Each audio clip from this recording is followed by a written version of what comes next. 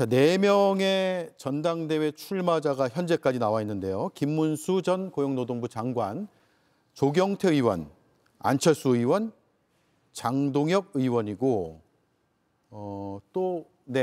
장성민 전 대통령실 미래전략기획관도 있네요. 양양자 전 의원도 출마 의사를 밝힌 상태인데 한동훈 전 대표는 나오나요, 안 나오나요? 그러면 본인이 결정하시겠죠. 예. 아마 뭐 조만간 할 것 같은데.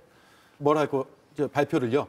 하여튼 입장 정리를 하겠죠. 입장 정리. 안 나갈지에 대한 입장 정리를 할 거라고 생각을 합니다. 그래서 뭐 제가 그걸 대변해서 얘기하는 건 뭐 적절치 않아 보이고 더구나 이 자리에서는 더 그럴 것 같고요.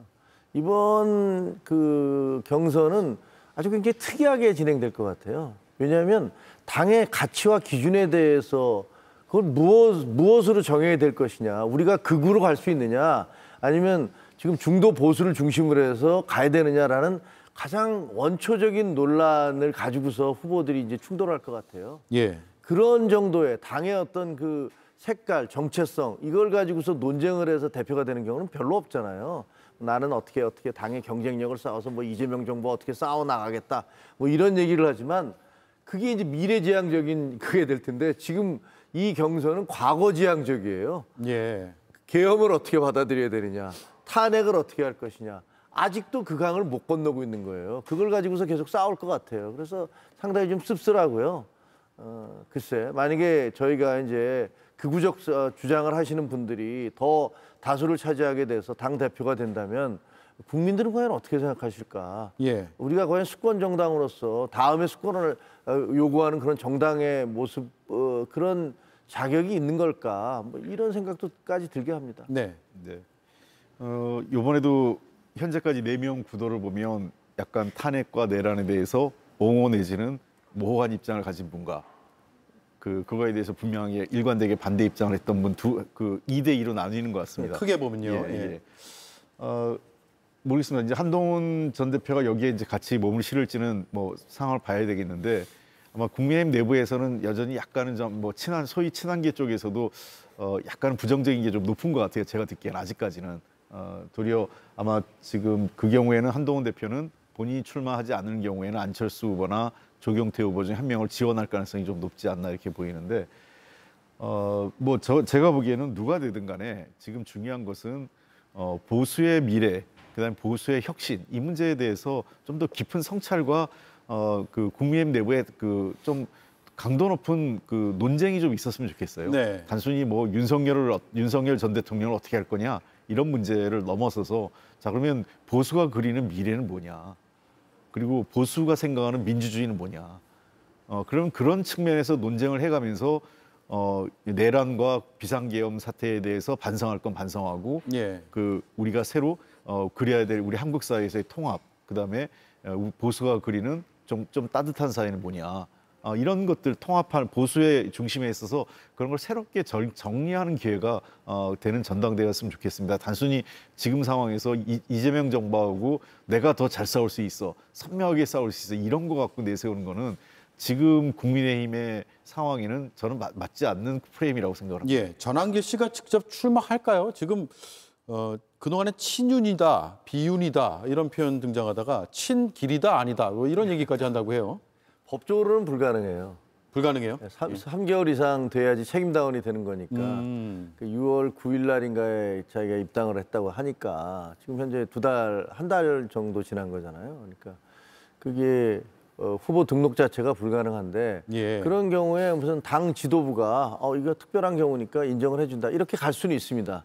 근데 만약에 전한길 씨에 대해서 그런 특혜를 준다, 그게 과연 얼마나 큰 논란을 불러올지. 그래서 저는 그건 거의 안 될 거라고 보고요. 제가 듣기에는 비대위 내에서 전한길 씨의 그동안의 발언들에 대해서 이걸 좀 징계위원회 같은 데 보내야 되지 않느냐라는 그런 의견이 강한 걸로 알고 있어요. 그래서 네. 서울시당에다가 그것을 조사해라라고 보냈다는 얘기를 들었는데 그게 어떻게 될지는 모르겠습니다. 근데 만약에 그렇게 되면 그럼 또 전한길 씨는 가만히 있을까요? 전한길 씨는 주장하기를 한동훈이 보수의 주인인지 그 전한길이 보수의 주인인지 한번 따져보자 이렇게 얘기하고 있지 않습니까?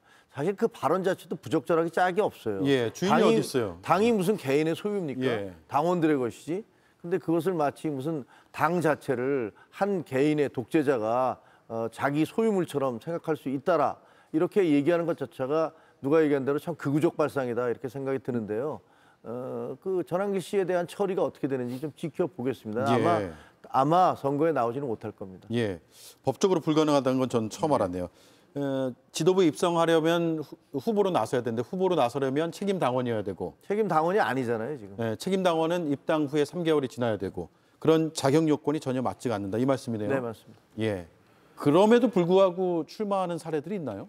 없습니다. 저희들 우리 당에서도 그 일단 당원이 되는 거하고 예. 권리당원이 되지만 권리당원으로서의 피선거권과 선거권을 갖는 데는 일정 기간이 필요해요. 그러니까 저희는 약 6개월 대략 한 6번 정도의 권리당원으로서의 그 당비를 내야만 투표권이 만들어질 수 있거든요. 결국은 투표권이 없으면 또 출마도 어려운 상황이기 때문에 아마 국민의힘에서도 그런 규정이 있는 것 같아요. 그러다 보니까 전환기 씨가 당원 당규상 그 후보로서 출마하기는 그러니까 아마 당원으로서는 이미 당 소속이 그 입당이 되는 순간 당원이 되지만 예. 이 투표권과 피선거권을 갖는 책임 당원은 아직 아니다 이런 아마 해석인 것 같습니다. 예. 그런 측면에서 어렵다고 보는데 다만 또다시 전환기 씨로 인해서 국민의힘의 그 전당대회가 다른 논란으로 튀는 거죠. 그러니까 소위 얘기해서 윤석열 전 대통령과 전환길로 이어지는 또 다른 이 비상계엄 내란에 대한 옹호 그리고 마치 지금 이 한동훈 전 대표를 포함해서 소위 당의 일종의 분탕질한 당을 그 내분했고 당을 어려움으로 한 사람들을 도리어 그 한동훈 대표와 그 당시에 그 비상계엄을 그 중단시킨 표결에 참여하고 했던 친한계를 지금 지목해서 예. 응징하겠다는 거 아니겠어요? 이건 정말 잘못된 거죠. 그나마 지금 위원정당 얘기하고 나올 때마다 버티고 있는 논리가 우리도 가서 투표했고 당시 당대표가 비상계엄 반대했는데 우리가 왜 내란 정당이냐 이 논리를 그나마 내세우고 있는데 예. 그 한동훈 대표를 그 친한계를 소위 얘기해서 윤리회부에서 징계하면 정말 내란 정당 되는 거죠. 예. 지금 회부되셨죠? 예. 예. 예. 바깥에서 이런 해석도 해요. 친한계의 상징이기 때문에 상징적으로 표적 삼아서 불이익 주는 거 아니냐. 그 뭐 제가 당사자니까 예. 뭐라고 얘기할 수는 없지만 적어도 그 6월 초에 저 대선이 끝나고 나서 무슨 익명의 투서가 들어왔다는데 그거에 기초해서 전직 최고위원을 그 세 가지 이유를 들었잖아요. 뭐 그 대선 후보에 대해서 비판을 했다. 그리고 당내 계파 갈등을 조장을 했다.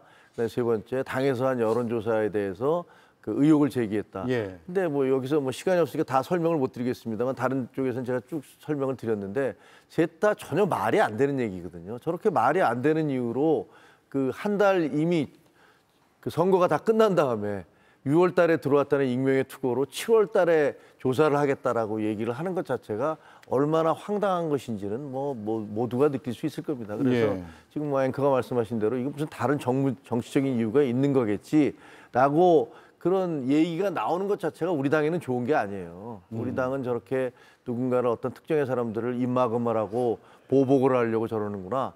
뭐 이렇게 그 이미지가 만들어지니까요. 그래서 왜 이렇게 어리석은 정무적 판단을 했는지 저는 정말 궁금합니다. 지금 그 윤리위에서 징계 회부는 됐는데 9월 이후에 소명하라 그랬다고요? 그것도 너무 이상하잖아요. 지금 소명도 아니고 9월 이후. 그것도 아니에요. 6월 달에 들어온 거를 7월 달에 해서 9월 달에 무슨 얘기를 좀 보자. 8월 22일이 전당대회가 끝났는데 그 끝난 다음에 소명하라는 얘기인가요? 그런 얘기죠. 예. 그럼 전당대회 때까지는 비판하지 말라. 이렇게도 받아들이세요?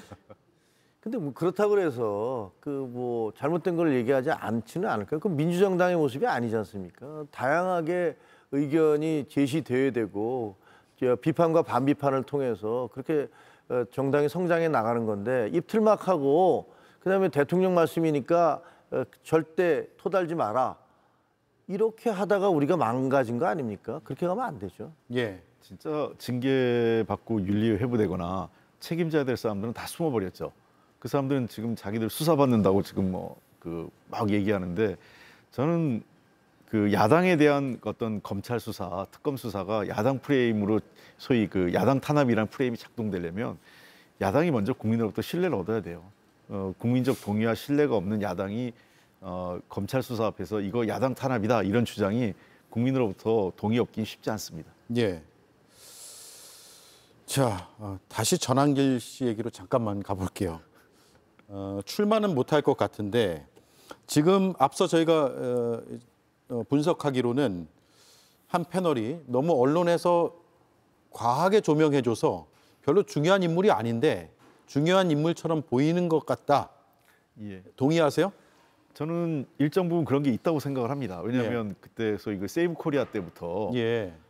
사실은 그러니까 이제 그건 민주당도 책임이 있었어요. 그때 왜 괜히 고소를 해가지고 이분을 키워준 거다. 약간 키워준 게 있었죠. 그러다 보니까 그 당시에 이제 일부 보수 언론이나 유튜버에서 막 그쪽 그 사람한테 초점을 맞추고 이분을 막 끄집어내서 그 저 세이브 코리아 그 저 유세할 때마다 그러니까 이제 그 시위할 때마다 연사로 내세우고 그리고 소위 국민의힘에 내놓으라는 정당 정치인들이 다 그 사람 전환길 씨 만나려고 막 다 그 얼굴 내밀고 그랬지 않습니까? 저는 이런 것 자체가 정말 한국 정당 정치의 취약성이라고 생각해요. 국민의힘 입장에서. 그러니까 밖에서 그 사실 정치적 경력이 전혀 없고 그다음에 그 주장 자체도 전혀 합리성이 없는 사람이 정당 정치를 뒤흔들 수 있고 일부 언론과 그 보수 유튜버들의 지지를 받아서 그 정당의 그 큰 줄기 예. 흐름을 좌지우지할 정도로 영향력을 키울 수 있다는 것은 대한민국 정당 정치가 매우 취약한 상태가 아닌가. 네. 그런 측면에서 자칫 국민의힘이 이 극우 세력, 아스팔트 극우 세력에 의해서 점령당하면 정말 그건 비극적인 상황이 될 거라고 생각합니다. 예. 지금 과대평가돼 있다라는 생각들을 많이 하는 것 같아요. 그렇게 보세요? 당 안에서도? 아니, 당 안에서는 그런 것 같지 않아요. 예. 저는 전환길 씨가 저렇게 갑자기 부상한 것은 국민의힘 친윤계를 중심으로 한 그 의원들의 비겁 때문이라고 생각해요. 예. 국회까지 불러가지고 마이크를 쥐어줬잖아요. 왜냐하면요, 그분들은 자기들 입으로는 얘기를 못해요. 이게 계몽령입니다. 뭐 그리고 이거 잘된 겁니다. 대통령이 뭘 잘못했어요. 이렇게 얘기하면 지역구에 있는 사람들이나 여론이나 국민들이 뭐라고 얘기할지 그게 두려우니까 얘기 못해요. 그 대신 어떻게 하느냐, 전환길 뒤로 숨는 거예요. 예. 전환길을 불러다가 그 사람 입으로 대신 얘기하게 하고 그 사람과 사진 찍으면서 극우적인 사람들에 대해서 만족감을 주고 이런 비겁 때문에 국민의힘 의원들이 전환길 뒤에 서서 숨어서 전환길을 계속 밀어올리면서 이 사람을 전면에 내세웠던 그 태도 때문에 저 사람이 뜬 거예요. 그리고 대통령도 보면 저 사람을 통해서 편지를 보내고 뭐 얘기를 주고받고 저 사람을 무슨 메신저로 쓰는 듯한 그런 모습을 보였잖아요.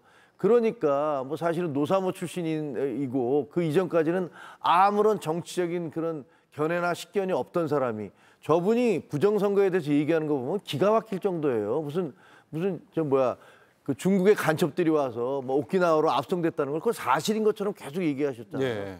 거기에 대해서 전혀 사실이 아니고 당사자들이 기소되고 이러는데 사과 한마디 하시지 않았거든요. 근데 그런 사람이 지금 우리 당에 들어와서 마치 뭐 보수의 주인이 나다라는 얘기까지 할 정도로 우리 당이 정말 지금 뭐 어떻게 얘기될지 아마 합리적으로 생각하고 이 당에 대해서 고민하는 사람들은 정말 땅을 쳐야 될 일입니다. 예. 반복적으로 지금 정광훈 목사한테도 한번 휘둘렸고요. 그때도 그 국민의힘의 유력 정치인들이 다들 그분 시위 머리 조아리고 90도 인사하고 시위 현장 가가지고 다 한마디 하고 그분하고 사진 찍으려고 했거든요. 예.